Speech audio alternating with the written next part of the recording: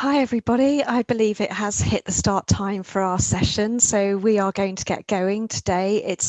Hello, it's really lovely to be here and to be with you all at Charleston. My name's Elaine and I'm going to introduce both myself and my fellow panellists in a moment. But we wanted to start the session today with giving kind of a little context to why we've sort of focused on this.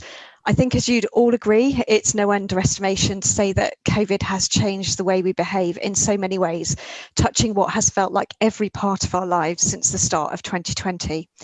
Today, we're looking at what that change has or has not been for journal content discovery, reading and publishing. We're going to spend the next 40 minutes with you exploring the trends, looking at research behaviour across disciplines and geographies, from the humanities and social sciences to sciences and medicine. We're looking at it today from my and from Heather's perspective as colleagues at one publisher, Taylor and Francis, and from Helen's perspective from her role at Maynooth University in Ireland. We'll be exploring what the implications are for library services and journal platform and publisher user experience and support, and for product development now and hopefully with an eye to the future as well. So each of us on the panel today is passionate about user behaviour and how that shapes the services we provide to researchers across disciplines and across geographic boundaries. And we're also keen to hear today what you think as well. So please do use the chat function in the session, the one that is impathable, as we've been advised. Please, if you can use that would be great. And we're going to try and get to questions at the end of the session today. So let's begin by exploring whether COVID has taken up all of our digital search, reading and publishing habits just as much as it has impacted the rest of our lives. So let's start with introductions. Helen, can you tell us about yourself, your role at Maynooth and why user behaviour is important in your position? Thank you, Elaine. Hello, everybody. My name's Helen Fallon. I'm Deputy Librarian here at Maynooth University in Ireland, and I'm responsible for a staff of 55 and a student body of 13,000 plus. So user behaviour is very important and determines how we fashion our services. Okay, thanks, Helen. And Heather, the same question to you. So can you tell us a little bit about yourself, your role at TNF, and why user behaviour is important in your role? Yeah, sure. Thank you, everyone, for joining us. I'm Heather St Pierre, and I'm the product director at Taylor and Francis. So I've got the privilege, I guess, for looking after our users on our platforms.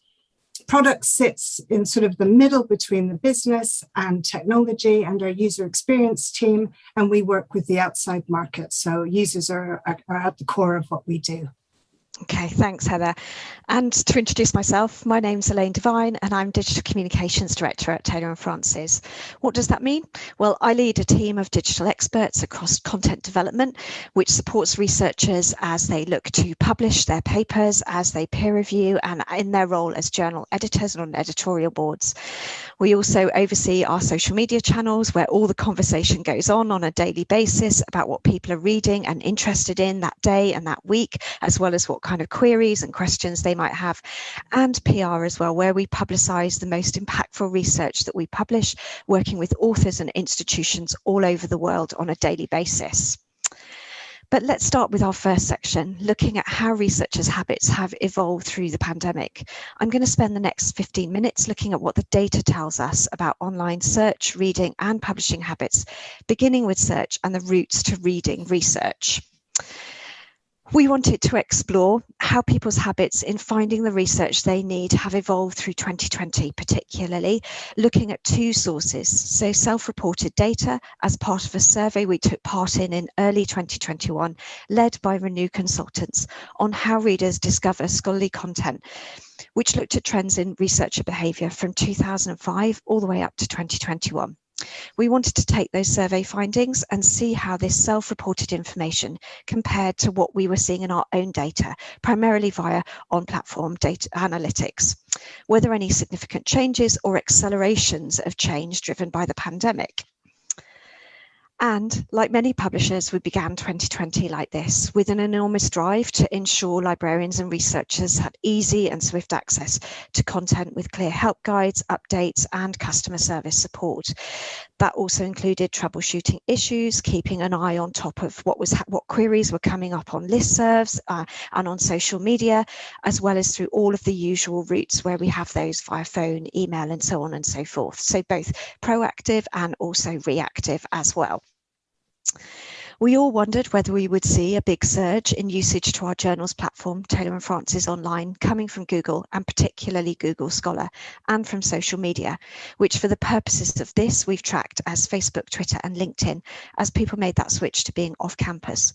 What surprised us is that surge didn't substantially increase over 2020, as illustrated here, but we retained the same pattern when we looked at what we call referring traffic. We saw a temporary dip in the proportion of monthly usage coming from those sources in March and April 2020 as lockdowns rolled through specific countries, but no overall effect across the year as a whole. And that was true when we also looked at broad subject areas of the humanities and social sciences, science and technology, and medicine, as seen on the right-hand side of your screen, which all follow a similar pattern. In the survey data, where readers were self-reporting, it suggested that academic search engines, such as Google Scholar, had been becoming more important since 2015. And when we looked at our own data, we can absolutely see that similar pattern, with those search engines making up a large proportion of our total referrals, though increasing less than what people were saying that they were, what they felt was most important when they were reporting this themselves. For readers responding to the survey, they reported social and professional networks increasing significantly in importance to them since 2015 as a route to research. And while those sites absolutely do make up a reasonable proportion of referrals to our journals platform, its growth is maybe not as significant as researchers reported it themselves. However, when we looked at that and we sort of hypothesized beyond it, what we felt is that while researchers reported it in that way, for examples, they might discover about X piece of research on Twitter, but then access it at another time or via another route, with discussions being had on those networks fueling discovery, as we see every day in the conversations across our own social channels. And that's absolutely what we can see here. So with this in mind, when people are asked, when you search, where do you start? What do they say? On screen now, you can see the answers to this question from the Renew Consultant survey data, so that's self-reported behaviour. From 2005 to 2021, there have only been incremental changes, with bibliographic databases still being reported as the most important discovery resources and actually growing in importance since 2018. However, this has to be looked at in light of the demographic responding to those surveys, which is biased towards STM and within STM to life sciences and medicine, with heavier representation from amongst that audiences versus the humanities and social sciences. What this proves, we think, is that to this audience, the continued importance of sources such as PubMed as a discovery tool, and also obviously to Google Scholar increasing in importance since 2018. For us, this shows the enormous value of these sites and the importance of publishers maintaining accurate, comprehensive and consistent feeds to those discovery sources of all article metadata, something that's come up in previous sessions at the conference so far, a fundamental but sometimes hidden part of our service. But how does this stack up when we look at our own on-platform data, particularly by subject? Would this corroborate the responses given in the Renew survey? We took data from 2017 to 2020, taking article downloads grouped by broad subject. So again, that's science and technology, medicine, humanities, and social sciences.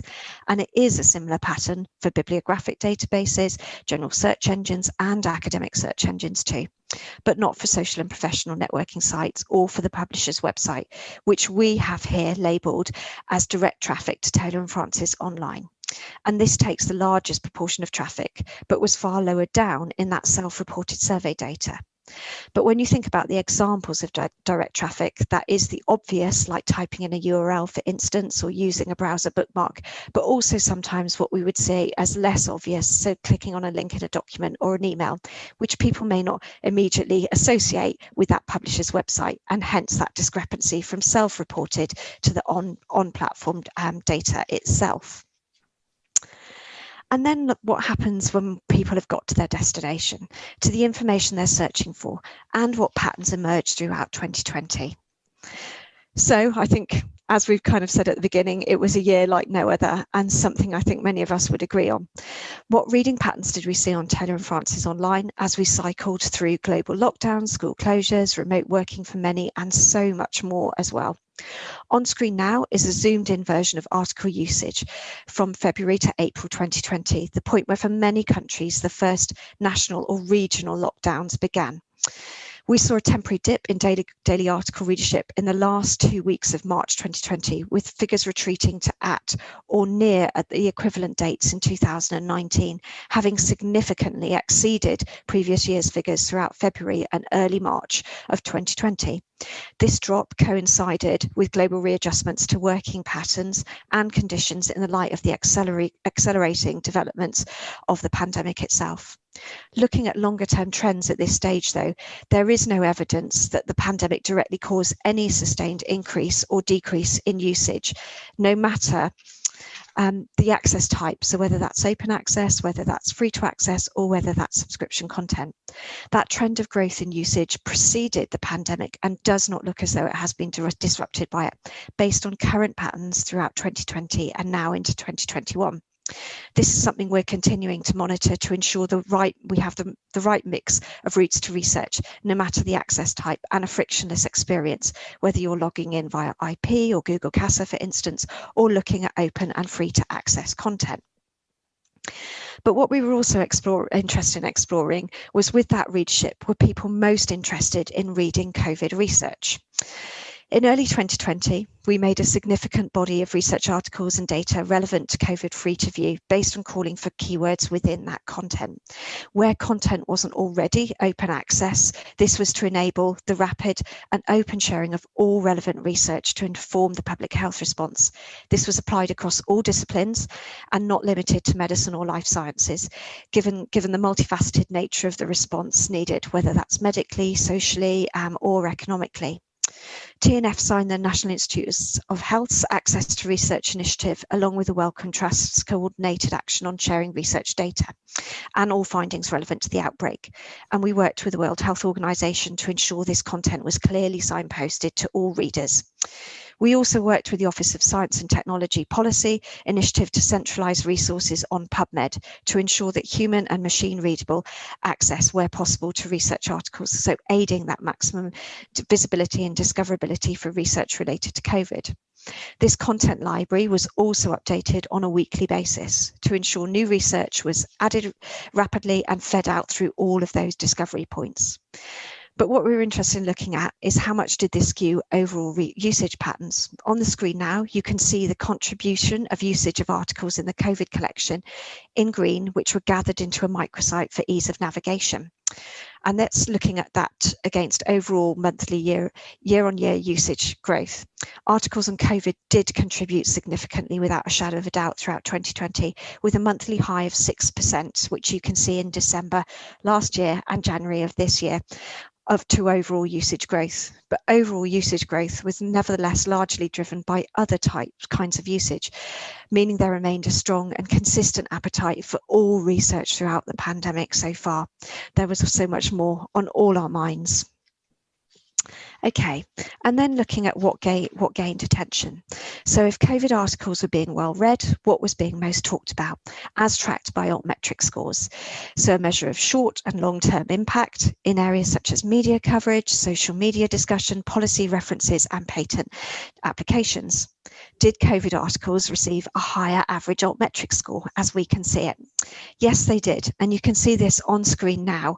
The research articles published in 2020 that received the most online attention, measured through that altmetric attention score. You can see COVID research here, or research related to COVID, such as the paper on respiratory particles, but also on climate and paleontology, a long-standing area of strength for TNF. It's also worth highlighting that much of this high-ranking attention was driven by national and international media coverage, developed by our science communication PR team, with each paper's author group and often their institutional press office too. And what about the content published before 2020, but still being much discussed last year? So we have here some that have really remained high since publication on p-values, for instance, the second one down on your screen, but also some that bubbled up because of their findings in the light of COVID, on H1N1, for instance, on vaccine confidence, and on the Spanish flu in the early part of the 20th century. This really shows the importance of maintaining that scholarly record now and in the future and for generations to come, for ensuring that ease of discovery long term, as what may be considered a niche paper, for instance, in 1 year can have startling relevance in years to come. And that can be seen also by some of the discussion around these papers, particularly on social media, which we really enjoyed tracking and looking at and engaging with throughout last year and well into this as well. And then moving on to publish, what trends did we see in submissions throughout 2020? And what does that mean for us going forward too? So it's fair to say that we have seen a surge in submissions during the pandemic and people looking to publish their research in journals with us. Like many in 2020, we worked with our academic journal editors, our peer review support teams and production colleagues to prioritise the rapid publication of COVID-19 research, including focusing our workflow to ensure that the materials related to the outbreak were fast tracked through the publication process once they had been peer reviewed and accepted, as well as providing journal editors with extra journal editorial office support, being really mindful of the need to publish the research, but also balancing that against the additional pressures many people were under away from their work on external or even their usual work as a working researcher in their field. We also worked with journal editors to proactively encourage authors to publish and share the findings, the data that forms the basis of their research, in line with fair data principles and our own data sharing policies. Would this surge be only in medical research though, and align fields related to COVID? Or would it be more uniform, as in theory, some people had time at home to write up papers or finish those they hadn't had the chance to do so? The similarity in the above charts comparing all submissions on the left-hand side and non-COVID-19 related submissions on the right shows that an increase in submissions was seen for all articles, not just those related to the pandemic. We've compared 2019 with 2020 and identified COVID submissions through keyword analysis on journal article titles, with a year-on-year high of 39% growth in non-COVID submissions happening in June 2020, and then later peaks in the winter and again in spring this year as well. So, and then looking from that point, we also weren't sure if the rush to publish COVID-related research would come only from within our medical portfolio, so within journals focused in that area. And looking back now, we can see that it didn't. In fact, we saw strong growth in many medical subjects, but also high submissions growth was definitely not limited to that one area. We've looked at year-on-year excess growth in Q2 2020. For niche subject areas, you can see that those with the highest excess growth came from a wide variety of disciplines, which you can see on screen now, in areas as wide-ranging as entrepreneurship and ophthalmology. This growth was not only due to COVID submissions too, as the top 10 subject areas by their percentage of COVID submissions in Q2 2020 shows, the one on your right-hand side, which are mostly in different subject areas, bar, law and ethics in health and medical education, as you would expect. And to wrap up this section, has medical research on COVID been cited faster? As we can see it at the moment, I hasten to add. Overall, from the data, we can see at the moment the answer is no. In fact, the humanities and social sciences and science and technology COVID articles have seen more citations currently standing than medical articles. We've taken the top 10 most cited articles related to COVID published online in July 2020 as an example month. And you can clearly see here the spread from tourism to finance, from politics to molecular biology, and of course immunology as well. So really quite broad spread. So this has been kind of a snapshot of the findings so far, looking at how user behaviour has adapted during COVID. We're going to be showing the full data set in early 2020, but for now, let's move on to Helen and the view from the library. Thank you very much. So, Helen, can you tell us a little bit more about Maynooth University, the library, and your role there? Yes, absolutely. And I think we have some slides. Yeah. Well, the first one is the John Paul II Library.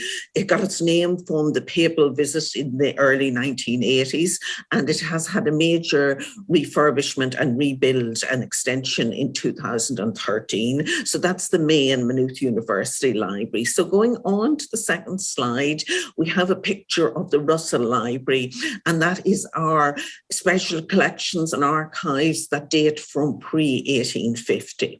So the campus itself is home to two colleges, St Patrick's College, Maynooth, and the National University of Ireland, Maynooth. And as I say, this library here belongs to St Patrick's College, Maynooth. So if you show us the next slide, Heather, I'll give you a little bit of information about the background. Maynooth University, what is now Maynooth University, had its origins in St Patrick's College, which was established in 1795. And we were actually coming out of what were known as the penal laws in Ireland, where there was a restriction on Catholics practicing their faith, etc. And people were going to Europe if they wanted to train as priests. So a decision was made to set up an Irish seminary so that people could be trained in Ireland. And that happened in 1795. And the National University of Ireland, Maynooth, was established in 1997. Now, it wasn't a discrete entity in the sense that St Patrick's College opened its doors to lay students in 1968. So there were already students who were not studying to be priests in Maynooth. But 1997 was the charter. There are three faculties: arts, Celtic studies, and philosophy is one, science and engineering another, and social sciences, and that's within UI Maynooth. With St Patrick's College, there's the Faculty of Theology and Canon Law. We have 441 academic staff. We received €45 million in new research awards between 2019 and 20. So like most Irish universities, and indeed universities worldwide, there's a big emphasis on research and getting research funding. In the last year, 32 books have been authored by our academic staff. We have over 13,000 students. That's full-time equivalent. In actual fact, with bodies, because of part-time students, there's probably over 16,000. We have 460 postgraduate research students and 70 postdoctoral researchers. And we also have 76 new industry and enterprise partnership projects, which are very important for research as well. Okay, next slide. We have two sites, as I mentioned. We have 18 full-time equivalent librarians, 26 library assistant and related posts. I'm aware the posts have different titles in different parts of the globe. So I would say that these are people who don't require a library qualification to work in the library. We have 2,619 library study spaces across the two libraries, and we have a €4 million budget, and that includes salaries. So that gives some background to the university. And now me, I've been Deputy Librarian at Maynooth University since 2000. Before that, I was at Dublin City University, and I also spent 2 years at the University of Sierra Leone. I'm responsible for staffing, staff development, strategic planning, quality, and general library admin. And I've published extensively in the field of librarianship, and I run workshops on academic writing. I'm also the associate editor of New Review of Academic Librarianship. Thanks, Helen. That's great. So thinking about your library users, what changing behaviours did you see during the pandemic, given the lockdowns and restrictions Ireland and Irish education and research experienced? Well, lockdown came at a critical time. It was March 2020, nearing the end of the second semester. Now, most of our students left campus because, bear in mind, Ireland is a very small country, so going home wasn't that difficult. However, we do have some international students, so they stayed on campus. And it was very important to the library to continue to provide service, although we too were restricted on being on campus. We never never actually closed the library. We've always had an online service, and while people couldn't come in and sit down, services went ahead. So we had to change how we provide quite a lot of our services to our users as they too changed, and moving to online primarily was a major part of that. So our services, we introduced click and collect, and that service involves staff finding the material, staff behind the scenes, bringing it down and issuing it. Also, contacting people via chat, etc., about collection time, and then the security personnel allowed people into the library to collect material that had been issued to them. We introduced a digital on-demand service, and that was very popular, and that meant that people could request either a book chapter, copyright permitting, a journal article, or a document to be scanned, and again, that was actually sent to them. And with our special collections, which researchers use a lot, and they're actually of international stature, we use the scanning service where it was feasible. But I do think special collections, and this may be an international phenomena, researchers using special collections really were affected. And I know some people postdoctoral and people doing doctorates have said they've had to rethink their timeline, because in addition to the universities not having physical access to special collections for quite a lengthy period, the National Archives and the National Library were also the same. So, and indeed that was the same across other countries. So researchers, I think, were adversely affected particularly. We have a Maynooth Access Programme, and this is students who are disadvantaged, and it could include researchers, students at all levels. We have laptops for loan in the library for people who are actually physically here. Obviously, we didn't have that during lockdown. So we worked with our Access office, and we delivered 60 laptops around the country to students who had asked for them. So that was another way we were able to help. Our online resources, as I said, became hugely important, and we got a lot of free trials in addition to actually subscribing to additional resources. And really it was that vendors made content available, open access, when I say trial.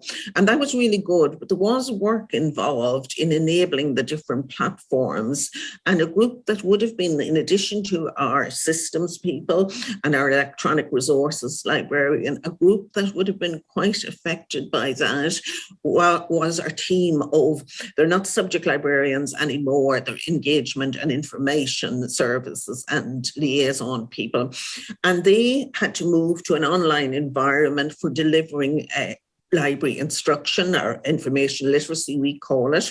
And they also moved to that environment for answering queries via chat and email.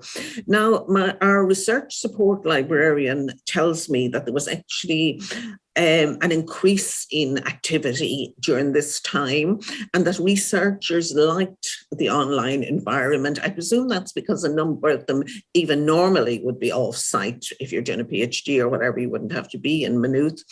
And there was higher attendance at events than there would have been in the physical world, and also more queries and generally satisfaction with the online environment. But it did mean that for staff, there was significant upskilling. We've all had to learn how to operate in Teams and Zoom. And there was also a lot of investment on the part of the library. We bought additional databases and resources. I was interested to hear you say, Elaine, that I think a high level of users come in through bibliographic databases. One of my colleagues did a survey during this time, Hugh Murphy, and he found that our academic staff, that's their preferred method of accessing library resources, is through the A to Z list on our library website. So yeah, I guess those were the main changes. We're part of a national consortium called IRIL, which is the Irish Research Electronic Library. So again, IRIL was working full out on our behalf, on behalf of Irish universities, to create access to more content for students, researchers, and our university community. Thanks, Helen. That's a huge amount of change across a lot of different areas as well in a relatively short period of time. Of those changes, what do you see as a change for the better? And are there any that you're already planning to keep for the long term? Yeah, thanks, Elaine. One thing I think, well, there's a number of things obviously that are changes as we've highlighted. Yeah. Which is for the better in my own view, and even as an associate editor of New Review of Academic Librarianship and dealing with authors, and I'm thinking here authors from the Global South. This technology has the potential to democratize access to information. For example, when we're doing training sessions here or some of our events like academic writing workshops are open, there are far more people coming from all over the world because they're in Zoom and Teams, so that's good. Even with our own staff, we have some meetings where it's easier for staff to attend virtually than in person. So we will be keeping that. We've really accelerated the staff's move to technological enhanced competence, if you like, and also the students as well through enhanced information literacy skills. So I would see us keeping that and going forward with a blended approach to a lot of our services into the future. And certainly, yes, we will be increasing the amount of electronic resources and looking critically at the pathways to access that. Yeah. That makes a lot of sense. Yes, blended seems to be the word of the moment, doesn't it now? Absolutely. So you're also an associate journal editor for Routledge's New Review of Academic Librarianship as well. As a journal editor, what changes have you seen in publishing and research during the pandemic? And is there anything that has surprised you in that role? Yeah, that's interesting. We're still getting in a similar amount of content. So the amount of content we're getting at New Review of Academic Librarianship hasn't increased significantly.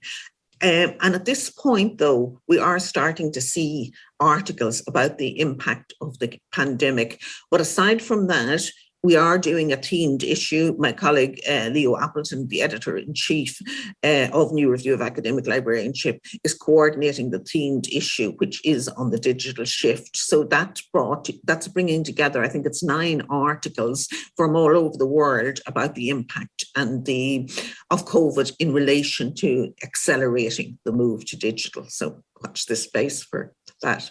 Okay, thanks, Helen. That's great. Heather, so kind of moving on to you and product management and development and the view from that area. Can you tell us more in a bit more depth, your background in user experience and product management and your current role? Sure, Helen, thanks. That was so interesting listening to your perspective. So as I said at the beginning, what I do is really look at the product portfolio in Taylor and Francis that helps content. So through that whole journey, really. And so we've been focusing on that. But myself, I've been in product management for about 20 years, mainly focusing on the education assessment marketplace. And then within the last few years, I've moved into academic publishing with Taylor and Francis. So I've had really quite a lengthy period of time of understanding user needs and really getting to the bottom of what they're trying to achieve. So I'm always thinking about, although a user might have many hats, it's more about what they're actually trying to achieve at that point in their day. And then we can really focus on how to make that as seamless as possible. Okay, great. Thanks, Heather. And thinking of those kind of user needs, how does the data that we presented earlier shape and inform product development and management for you and your team? Okay. So I think we've looked at some of the data and really, whether we've had an increase in usage or not, or an increase in submissions, what has definitely changed is actually the access and how our customers are coming to us. So if we think about the shift from where those users were, maybe traditionally within the library, we saw a really big shift, obviously, to remote access. So those technologies and that access channel used really changed in how they did that. So we had to take a really close look, actually, with our product roadmap And even though our goals always remain the same, so whether it's ease of access, whether it's submission efficiency, discoverability, those goals remain the same, but how we might decide to address them definitely shifted.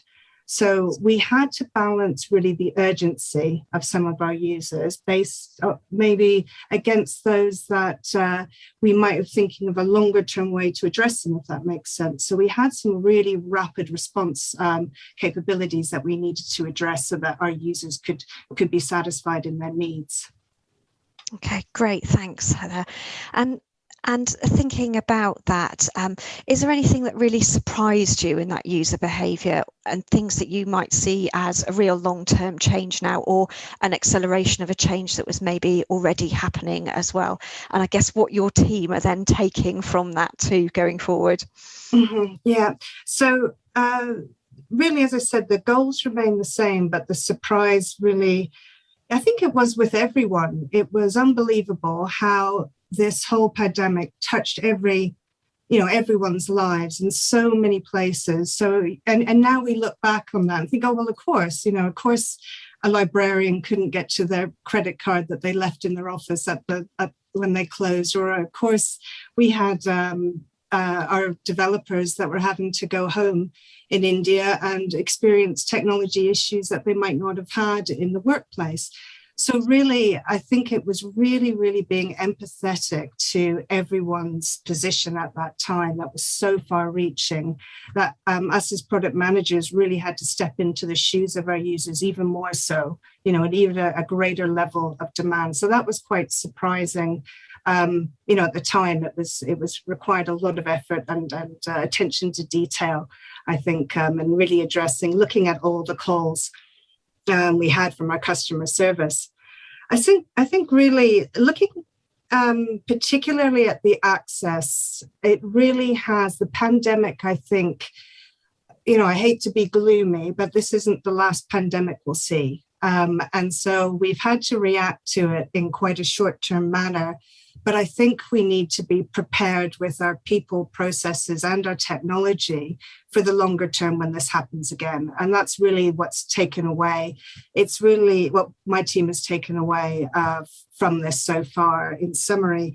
But because it has just really uncovered some systematic sort of weaknesses, I think, in how we might access content, whether it's the IP range and the VPN. We had a lot of issues with customers that their VPN and proxy just wasn't suitable for that high content. So we're really looking about how we can extend our support to the partners that we already work with in the SAML areas and with Google Scholar, etc. So it's looking at those and taking a step back and thinking long-term, how are we going to address some of these weaknesses? Great, thanks, Heather. Hopefully that another pandemic is quite some way off. I'd like to come out of this one first. I don't mean to be so gloomy. but absolutely, in kind of taking the lessons from this and preparing for the future as well. So yeah, very, very important at this stage. Okay, so that's it in kind of terms of presentation and kind of questions and answers from us. We've got sort of a couple of minutes left, I think, before the end of this session. So if there are any questions from the Pathable chat box, Heather, which I believe you are in charge of. Yeah, I've been keeping a little eye on it when I've been also trying to listen. So really there's a couple of comments with regards to the differences in content that have come up, and people have been saying they really saw growth of ebooks as opposed to maybe their journal articles. Also, people were talking about maybe some questions around deeper diving into some of that data, Elaine, which I know that we'll be looking for. There was some of the data might be more difficult to unearth, but they were talking about really the gender differences of submissions, and also really about what career stage these different careers. So I'm sure that we've looked at that data, and it'd be great if we can share that.